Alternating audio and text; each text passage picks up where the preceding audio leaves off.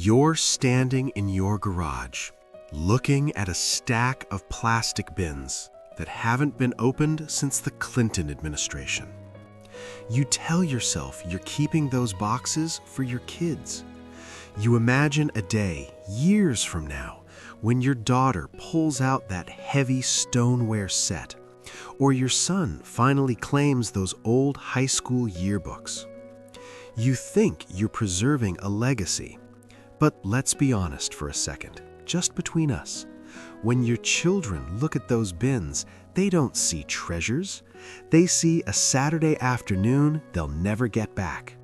They see a bill from a moving company. They see a weight they'll eventually have to carry so you don't have to. The greatest gift you can give your children isn't a box of memories they didn't ask for. It's the freedom from having to decide what to do with your life's leftovers. We spend our middle years gathering, and we spend our later years guarding. But the cost of guarding all that stuff is a subtle, heavy exhaustion that saps the joy out of your current home. You're not just storing things, you're storing obligations. It's easy to understand why we do it. Most of us grew up with parents who lived through the Depression, or were raised by people who did. We were taught that throwing away a perfectly good anything was practically a sin. We were the tough-it-out generation. We saved the glass jars, the scrap wood, and the extra sets of linens because you never knew when a rainy day might turn into a flood. But the world changed while our attics stayed the same. Our kids aren't living in the same world we built. They move for jobs every 3 years.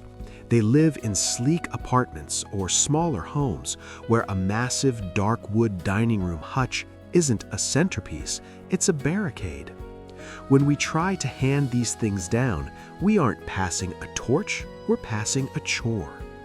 I've talked to so many adult children who admit with a heavy heart and a lot of guilt that they dread the day they'll have to clean out the house.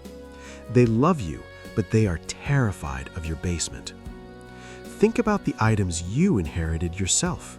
Maybe it was your mother's fine china or your father's collection of vintage woodworking tools. Do you actually use them? Or are they sitting in a corner covered in a thin layer of dust, making you feel guilty every time you walk past? We keep things because we think the object is the person.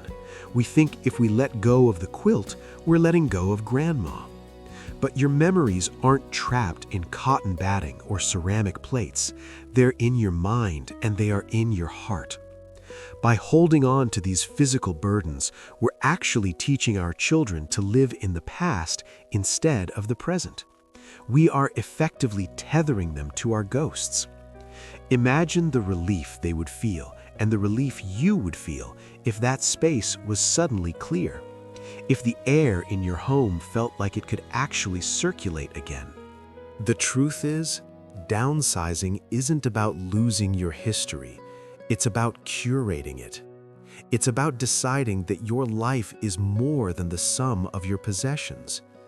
We often wait for a life event to force our hand, a health scare, or a sudden move to assisted living.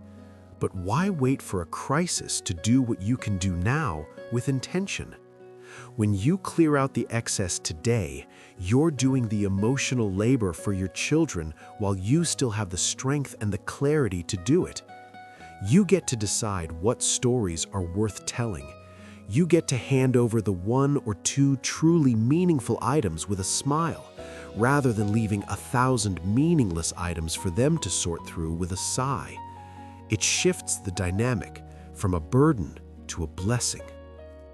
I remember a woman named Martha, who spent 40 years in a beautiful 4-bedroom home in the suburbs. She had a blue room filled with porcelain figurines that her kids weren't allowed to touch growing up. When it came time to move to a smaller condo, she tried to give those figurines to her daughter, Sarah. Sarah looked her in the eye and said, "Mom, I don't want the figurines. I want the recipes for the Sunday roasts we used to have in this kitchen." It was a wake-up call. The stuff was actually a wall between them. Once Martha realized that the physical objects were just placeholders for love, she felt a massive weight lift off her shoulders. She didn't have to protect the porcelain anymore. She could just be a mother. She could finally be present. We have to stop viewing our homes as museums. Museums are for the dead. Homes are for the living. When we cling to every scrap of paper and every piece of furniture just in case, we're essentially saying that our past is more important than our children's future. We're asking them to be the curators of a life they didn't live. Instead, imagine giving them the gift of a clean slate. Imagine them coming over to visit you and not spending the whole time wondering how they're going to fit your oversized sofa into their minivan one day. Imagine the conversations you could have when the stuff isn't taking up all the oxygen in the room. So, how do we actually do this without it feeling like we're erasing ourselves? We start small, and we start with honesty. This isn't about a weekend-long purge that leaves you exhausted and tearful. It's about a shift in mindset. It's about looking at an object and asking, is this a gift or a ghost? If it's a gift, it brings joy now. If it's a ghost, it's just haunting a shelf, waiting for someone to finally say goodbye to it. Your kids don't want your clutter, but they desperately want your peace of mind. They want to see you unburdened. They want to see you enjoying your lighter life while you're still here to enjoy it with them. That is the legacy that actually matters. Tomorrow morning, I want you to pick just one drawer. Not a whole room, just one drawer. Maybe that junk drawer in the kitchen, or the one in the nightstand. Empty it out.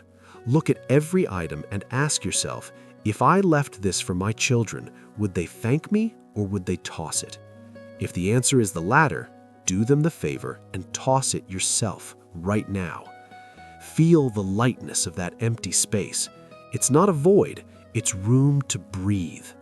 When you let go of the physical weight, you make room for the emotional connection that stuff has been crowding out for years. Give them the gift of a lighter tomorrow by choosing a lighter today.